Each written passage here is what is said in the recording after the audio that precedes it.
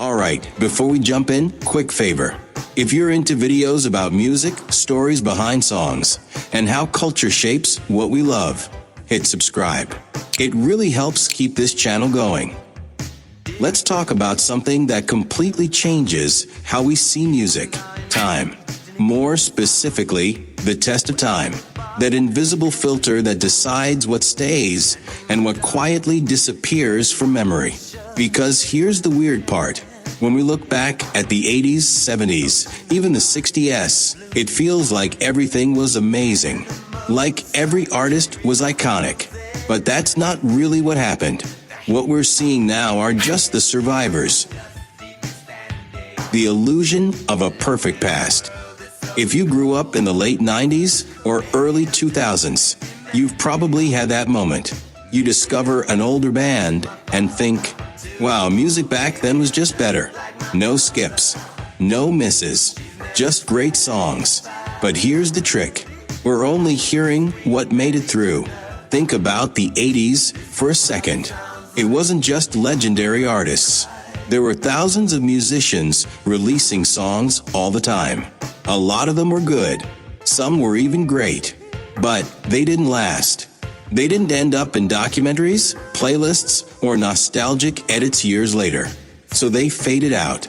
Not because they were terrible, but because time is selective, and history is even more selective. So when we look back and only see legends, it creates this illusion that the entire era was legendary. But really, we're just seeing the top layer. The present has no filter. Now compare that to today. We live in a world where everything gets released. Everything is visible. Everything can spread. Algorithms don't filter for quality. They filter for activity. If something gets posted, it's out there. If it gets shared, it grows. And sometimes, the worse it is, the faster it spreads. So when we listen to music today, we're not hearing the best of the 2020s. We're hearing everything. The amazing, the average, the forgettable, the rushed, the carefully crafted, and the stuff that clearly wasn't. All mixed together. And that makes the present feel messy, overwhelming, sometimes even disappointing. But it's not because music got worse. It's because the filter hasn't happened yet. We're living inside the archive before it's been organized. If this is making sense so far, drop a like. It helps the video reach more people. And lets me know you want more of this. Let's keep going.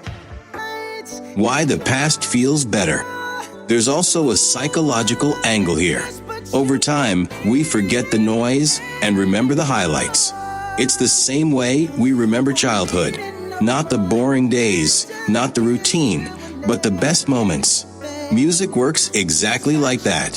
When I look up music from the 80s, I don't see the thousands of artists who released one album and disappeared. I see the ones who shape culture. And my brain fills in the gaps with a simple idea. That decade must have been incredible, even if I wasn't there. But today, we don't get that shortcut. We get everything at once. And too much information changes how we feel about what we're hearing. Because even when great music is coming out, and it gets buried under everything else. The future will sort it out. Now, here's the interesting part. In 20 or 30 years, people will look back at the 2010s and 2020s the same way we look at the 80s. They'll say, that was an incredible era. They'll point to a few artists, a few albums, a few defining moments. But they won't see the chaos we see now.